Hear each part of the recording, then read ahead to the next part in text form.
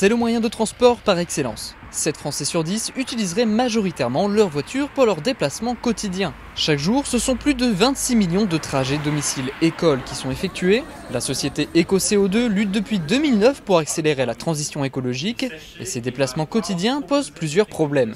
On a un tiers des émissions de gaz à effet de serre qui sont liées au transport et dans ces un tiers, il y a un sixième qui sont directement liés à la voiture solo. C'est une vraie problématique et surtout c'est aussi une problématique de sécurité. Ça veut dire que souvent on se rend compte que les freins majeurs des changements de comportement au niveau des parents, surtout par rapport aux écoles élémentaires, c'est la question de sécurité.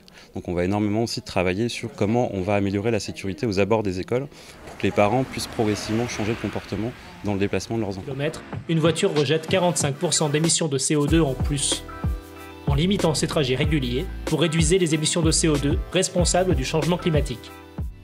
Et c'est pour ces raisons que le projet Mobi a été mis en place. Objectif, sensibiliser les usagers sur l'importance de changer ses habitudes, mais aussi proposer en collaboration avec les collectivités des solutions alternatives, comme les pistes cyclables. À Saint-Quentin, c'est l'école Collery qui participe à cette expérimentation de 2 ans, suivie par une association.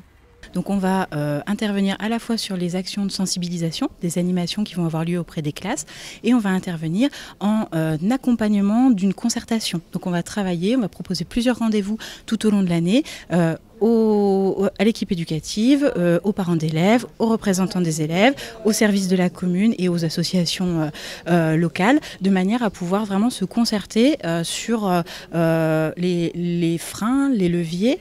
On va mener un diagnostic auprès de tout le monde, donc des enquêtes en ligne, mais aussi des enquêtes de terrain. Alors, on peut aussi récompenser la classe. Déjà plus de 200 écoles font partie du programme Mobi. Objectif, atteindre les 950 d'ici 2024. À l'école Collery, le projet se mettra en place début septembre.